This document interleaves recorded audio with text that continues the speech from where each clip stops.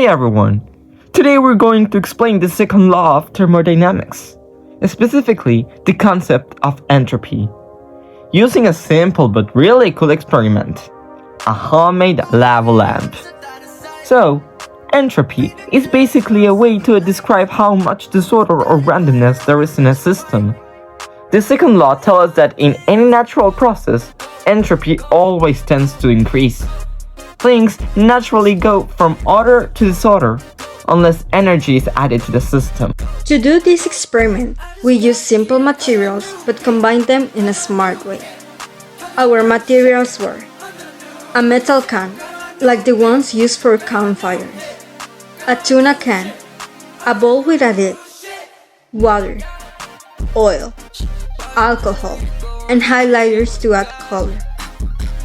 We worked as a team to create high feed using fire, which allowed the system to reach temperatures between 60 and 100 degrees Celsius.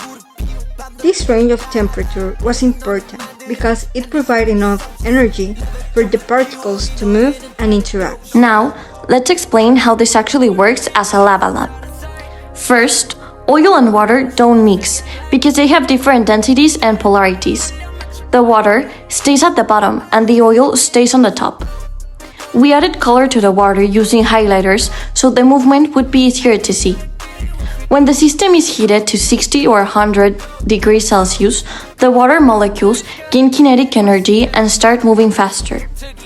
As the water heats up, its density decreases, causing it to rise through the oil. When it cools down, it becomes denser again and sinks. This cycle creates the floating blobs we associate with a lava lamp. Movement is where entropy becomes visible. At the beginning, the system is more ordered. The liquids are mostly still and separated. Once heat is added, energy spreads through the system, increasing molecular motion and randomness. The particles move in a less predictable way, which means entropy increases. According to the second law of thermodynamics, this increase in entropy is natural. The system won't return to its original order state unless more energy is controlled or removed.